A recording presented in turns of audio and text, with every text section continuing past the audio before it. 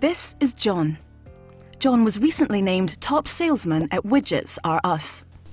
In his spare time, John's a geek. He's a real geek. He plays war games at weekends and writes programs for computers for fun. John's also got something else up his sleeve. He's thinking of starting his own business. John takes the plunge and quits his job to work for himself.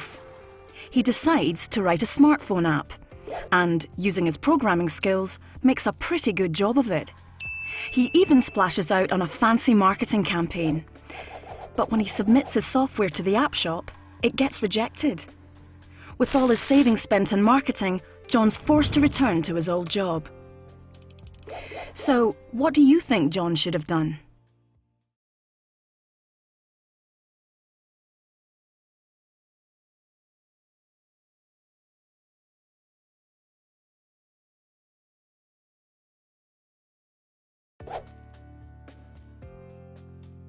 John quits his job and sets up on his own, even taking a lot of his old clients with him. Early sales figures are great, but John soon gets bored. He's not interested in selling widgets anymore. John struggles to motivate himself and eventually gives up. If this is what working for yourself is like, then John's not interested. John quits Widgets R Us and gets straight to work as a self-employed programmer. He loves not selling widgets, but there's something missing. Customers. Without any clients to write software for, John soon gets addicted to the game Third Life and abandons his real life. John stays at Widgets R Us, but thinks hard about what he's good at and what he isn't. John reckons he could use his programming skills to write software for smartphones, so starts an evening course in writing apps. He also spends time reading the terms and conditions for the app shop, just so he doesn't get caught out there. John's programming skills improve rapidly, and he's now even more determined to turn his hobby into a career.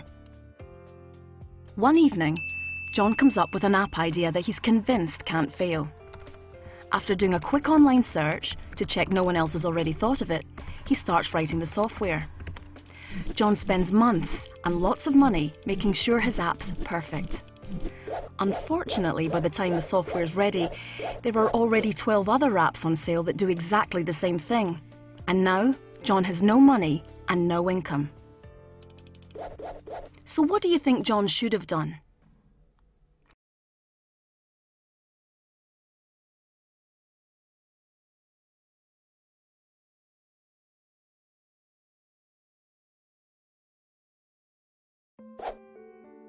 John shares a few of his best app ideas with family and friends. He then starts work on the idea that they all say they like the most. John manages to sell a few downloads of his game, Furious Chickens. But it turns out there's already an app that's very similar which is already on the market, so he fails to make any profit.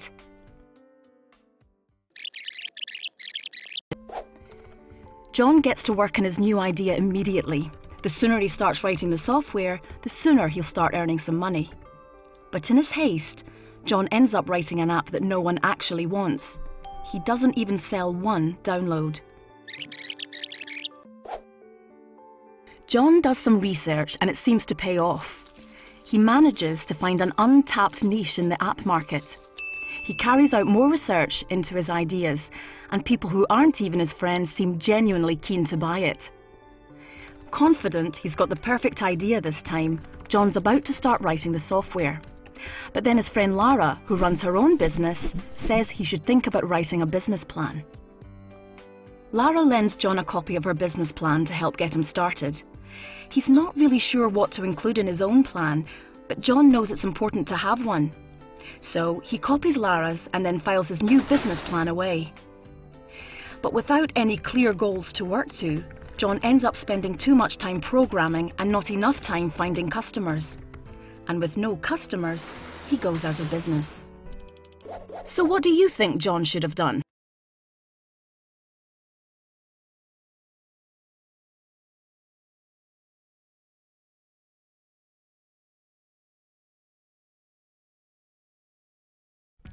John's business idea is pretty simple and he's already got enough savings to get started.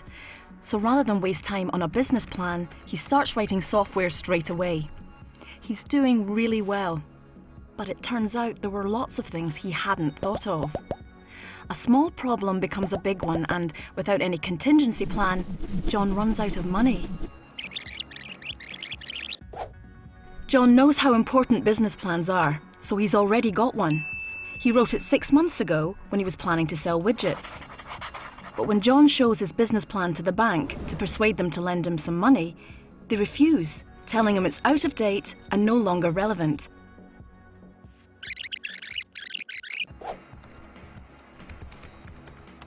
John puts everything on hold and starts writing a business plan from scratch. His new plan is so convincing that it even helps him persuade a business angel to invest in his app creation business. With financial backing, John can give up selling widgets and work in his programming full-time.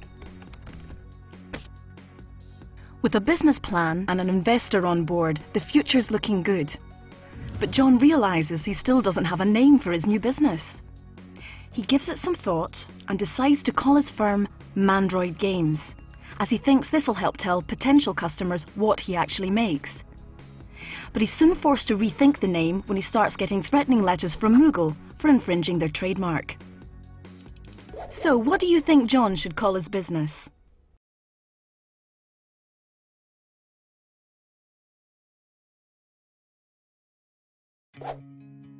John starts trading under the name Gold Games. It sounds appropriate as he specialises in recreating classic console games for mobile phones. But it turns out the 2 words he's chosen have been protected by the British Olympic Committee, banning anyone from using them in their business name without permission. Unfortunately, John didn't get permission, so he's now faced with an unwelcome fine.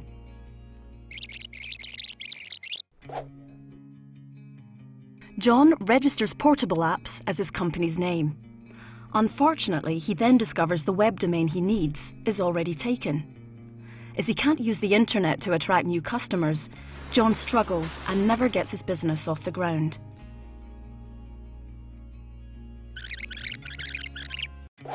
John registers Amazing Apps as a company name and registers it as a web domain too.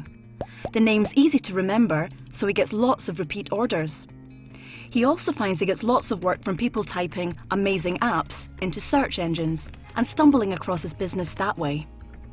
If you start a business, you'll have to make lots of important decisions.